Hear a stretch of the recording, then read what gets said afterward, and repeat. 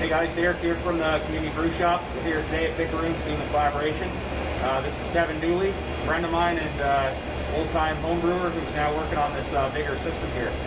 So I wanted to let you guys know today what we're doing. Today we're going to be making a Vienna Lager. It's kind of a unique style. There's a few of them around in the area for craft breweries, but for the most part there's not too many of them to be found. So we're going to try it out on the system here at Picaroons. We've taken a homebrew recipe and we've kind of upscaled it. So we're going to be using today Vienna malt, right from Germany actually, and we'll be mixing that with a Munich malt and a Cara Munich to give it a bit of color. We're going to put some hops in. We're going to use the Saz hops, which is kind of a traditional style for this beer. So we're trying to brew it close to the historical standards. So Kevin here is helping us get the water profile going, and we're just about to mash in here. So Kevin, I don't know if you want to talk about the recipe and kind of how we... I think one of the neatest parts about it is I've never used Vienna malt as a base malt before. A lot of people use it as like a character malt, which is all I've ever used it as. Same with Munich, but you can actually use both of those as base malts. So I'm interested to see how well it attenuates, like ferments out. And I love drinking this style, so I'm just more stoked to drink it than anything. Yeah, so in a couple months you'll probably see this beer out and about in the wild. So keep an eye out for it, and stay tuned. Today we're going to have a few more videos to show you. Okay, thanks a lot. Cheers. Hey everybody, Christian and Derek here from the Community Brew Shop for day 2 of our collaboration brew with Picaroons General Store in St. John. So Derek is going to talk a little bit about the hot liquor tank behind us and what temperature we're going to bring our water up to today. Yeah, so as Christian said, this is the hot liquor tank. So if you're a home brewer, you probably have a much smaller scale as we do on our system. But what we're doing here is we're heating the water up to temperature that we're going to add the grain into. So today we're shooting for a light to medium body mash. So what we're looking at here is we're looking at bringing this up to about 67 to 69 degrees Celsius. As you know, maybe as a home brewer, it's important to have your temperature proper before you add your grain in. This can make a full or a light bodied beer depending on what temperature you go at.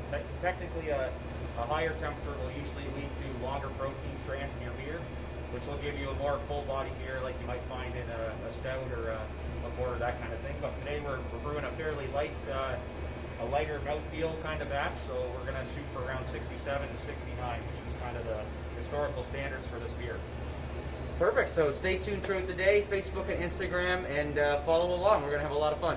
Cheers. Cheers. Hey everybody, Christian and Derek from the Community Brew Shop here. We're still at our collaboration brew day with Picaroons General Store in St. John. And Derek's going to take you through the ingredients that he and Kevin Dooley, the head brewer here, decided to use in our recipe for our Vienna Lager today. And Derek's going to take us through it. Yeah, hey guys, so we got the mashing now on the big system there. So what we're mashing in today are basically 3 different grains, 2 of them being base malts. So here we have Vienna.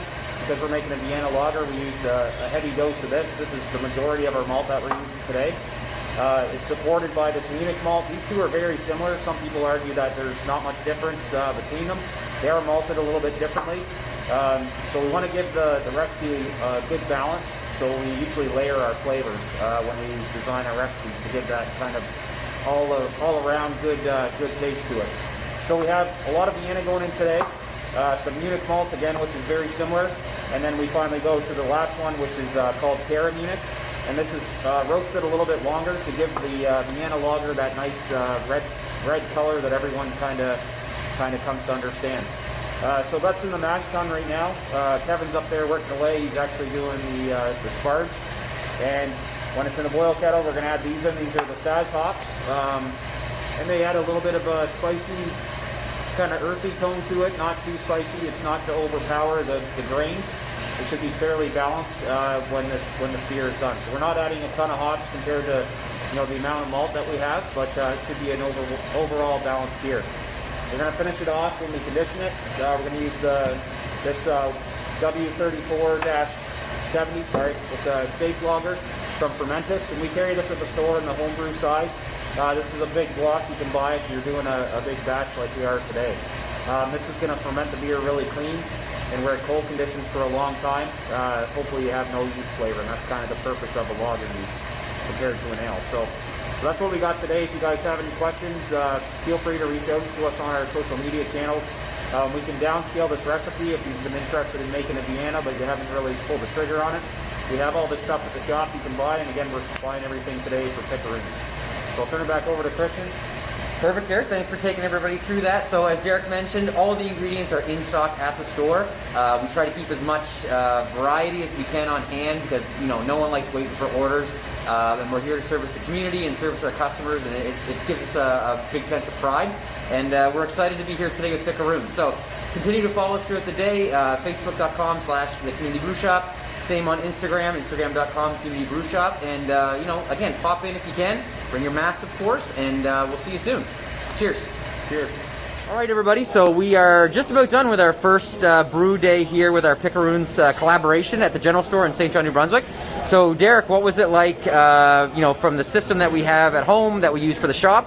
What was it like moving up to a professional system like they have here at the General Store?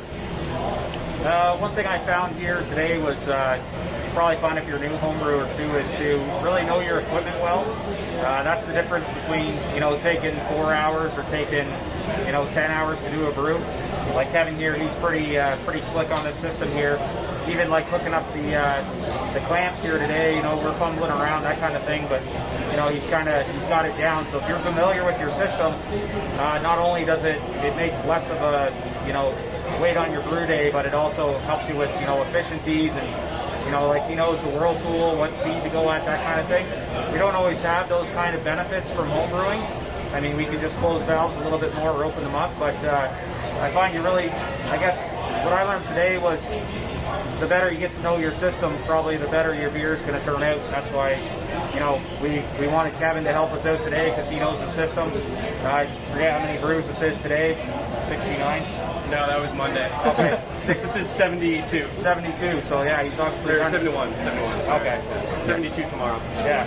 So anyways, he knows the system well. So I'm sure if he came to our system, he would be able to employ the same techniques.